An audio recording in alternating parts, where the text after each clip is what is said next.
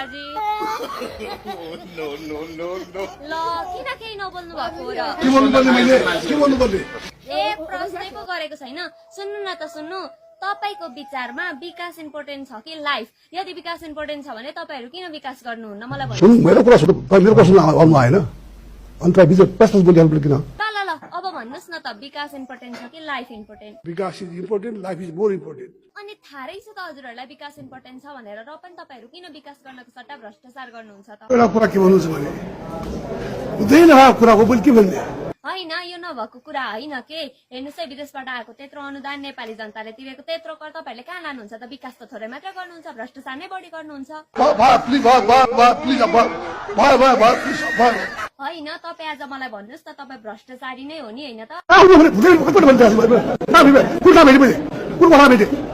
कुन बताइदिनुहोस्